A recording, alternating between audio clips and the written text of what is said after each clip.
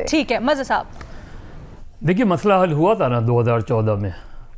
2014 में judicial commission बना, उसकी जो भी फाइंडिंग्स थी, क्योंकि उससे पहले ये तय कर लिया गया था कि जुडिशल कमीशन की जो भी रिपोर्ट आएगी उसको तस्लीम किया जाएगा। तो ये मसला अब भी रिजॉल्व हो सकता है। आप जुडिशल कमीशन अगर बनाते हैं तो पीटीआई को ये कंसर्न देनी पड़ेगी कि अगर जुडिशल कमीशन बनता है तो उसकी फाइंडिंग फिर उन्हें एक्सेप्टेबल होंगी, जिस तरह 2014 में उन्होंने मानी इस चीज़ को। और उसके बाद आप देखेंगे 2016 तक कोई बड़ा क्राइसिस नहीं खड़ा हुआ जब 2014 में जुडिशल कमीशन बना और उसकी फाइंडिंग्स आ गई। दूसरा तरीका ये कि जो ट्राइब्यूनल्स हैं उनकी आप डे टू डे हियरिंग करवाएं। आप डे टू डे हियरिंग करवा के जो 150 के करीब उनकी पिटिशंस हैं वो सॉर्ट आउट हो जाएंगी। क्यों नहीं हो सकती डे टू डे? 50 जगहों पे चीज़ें होती हैं जब डे टू डे हियरिंग्स होती हैं। तो वो एक ज़्यादा बेहतर तरीका है कि अगर, और इलेक्शन ट्राइब्यूनल्स में अभी भी जो कुछ रिलीफ मिला है और मिला है पीटीआई को रिलीफ, तो इलेक्शन ट्राइब्यूनल्स में अगर किसी की 150 के करीब दरखास्तें मौजूद हैं उन पर आप डे टू डे हियरिंग्स करवाएं। और वैसे भी according to the election rules 4 महीने के अंदर इलेक्शन ट्राइब्यूनल्स के उनको फैसला देने होते हैं। तो एक तरीका तो ये हो सकता है। लेकिन जुडिशल कमीशन अगर उस वक्त भी जो बना था वो बातचीत के ज़रिए बना था, तो बातचीत तो पीटीआई को करनी पड़ेगी और गवर्नमेंट से बात करनी पड़ेगी। पार्लियामेंट के अंदर बात करें, पार्लियामेंट्री उसमें बात करें, बनाएं एक यूनानिमस तरीके से बनाएं, एक कंसर्न से बनाएं, जुडिशल कमीशन बना लें और दोनों पार्टी ये एग्री करें कि जो भी जुडिशल कमीशन की फाइंडिंग्स होंगी वो एक्सेप्टेबल होंगी। तो मेरा ख्याल है चीज़ें रिजॉल्व हो सकती हैं अगर रिजॉल्व करना चाहें। बेहतर तरीका आपके ख्याल में यही होगा कि ट्राइब्यूनल्स वगैरह करें, लेकिन सर अच्छा तरीका ये देखिए, अच्छा तरीका इसलिए अलीना, अच्छा तरीका इसलिए कि इलेक्शन ट्राइब्यूनल्स में जब आप जाएंगे, अभी भी तो दरखास्तें दी हुई हैं ना आपने 150 के करीब, तो अगर इलेक्शन ट्राइब्यूनल स्पीडी तरीके से करे और election tribunals day to day तरीके से करे, चलें आप महीने भर में इसको वो कर लें, वाइंड अप कर लें चीज़ों, इन सारी दरखास्तों को निपटा लें। As a mainstream media commentator या प्रेजेंटर, मुझे अक्सर लोग आकर कहते हैं कि मेन स्ट्रीम मीडिया देखने का तो अब मज़ा ही नहीं आता, खुलकर बात नहीं हो सकती यहाँ पर, हम तो सोशल मीडिया के ऊपर सब कुछ देखते हैं जो दिल चाहे। कई दफ़ा वो गलत बात कर रहे होते हैं और कई दफ़ा वो फेक न्यूज़ या प्रोपेगेंडा होती है, लेकिन उनको हम समझा नहीं सकते। कैसे समझाएं कि ये जो तुम लोग देख रहे हो ये तो गलत बात है, हम तो मेन स्ट्रीम मीडिया पे बैठ के सही भी बात कर रहे होते हैं। तो किस तरह से इस चैलेंज को ओवरकम किया जाए? देखिए अलीना, जिस मुल्क में आर्टिकल 19 पर खुलकर बात नहीं हो सकती, उस मुल्क में आज़ादी सहाफ़त पर कैसे बात हो सकती है? आर्टिकल डेफिनेशन कल पता तो चलिए आपको, आप कह रहे हैं अभी खुल के बात नहीं हो सकती। यही तो बात कह रहा हूँ कि क्या मैं आर्टिकल 19 के पहला पैराग्राफ पे बात कर सकता हूँ? क्या मैं आर्टिकल 19 के दूसरे पैराग्राफ पे बात कर सकता हूँ? नहीं कर सकता। देखिए सीधी सी बात यह है कि जो सहाफ़ी, आज भी एक सहाफ़ी मारा गया है खुजदार में। हाँ, बिल्कुल। यानी हमने जिस दिन हम प्रेस फ्रीडम डे मना रहे हैं उस दिन भी एक साथी की लाश उठा रहे हैं।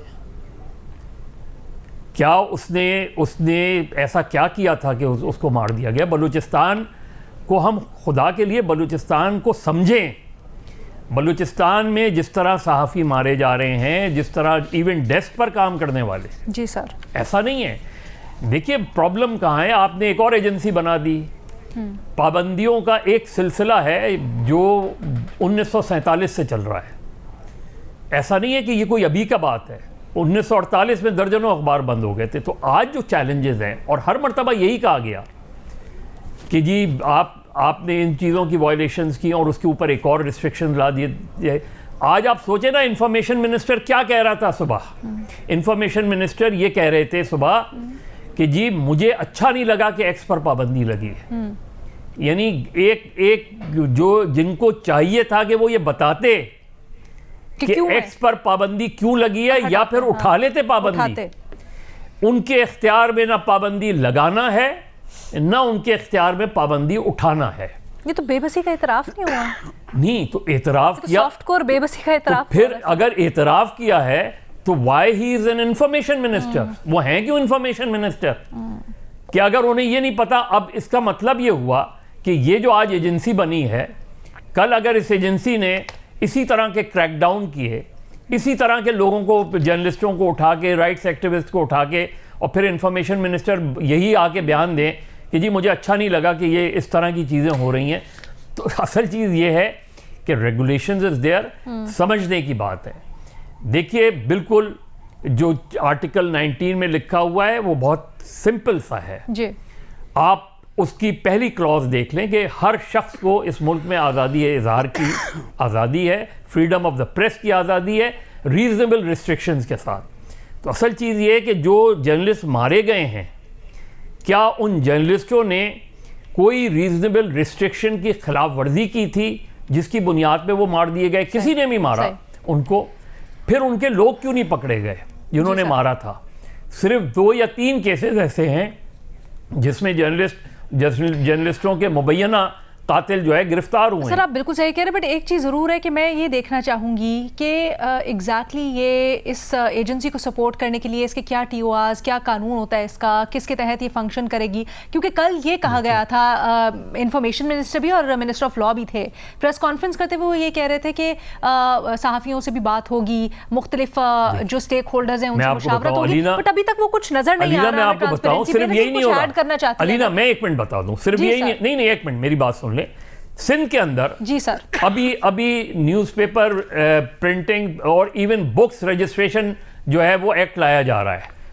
क्या है उसके किताबें वैसे ही पढ़ने का रुझान खत्म हो गया, मजीद उस पर सख्ती की जा रही है, मजीद उसमें रेगुलेशंस लाई जा रही हैं, मजीद उसमें कवानीन लाए जा रहे हैं। इस मुल्क में फ्रॉम द डे वन इस मुल्क में सिर्फ लेट्स बी फेयर, क्योंकि हम लोग जब ये बात करते हैं और खासकर हम डिजिटल की बात कर रहे हैं, अभी हम ऑफ कैमरा बात कर रहे थे, ऑक्सफार्म की एग्जांपल दे रही थी मैं, बर्तानिया में किस तरह से कवानीन होते हैं, बड़ा अच्छा रेगुलेशन का सिस्टम है वो, यहाँ पर इस तरह से क्यों नहीं लाया जा सकता है? डिजिटल मीडिया के लिए हम उसको अरे बीबी मौजूद है। अच्छा जो डेफेमेशन कानून मौजूद है, 1 हफ्ते में फैसले होने थे। आप पढ़ तो लें 2002 का कानून, उस पर अमल करें।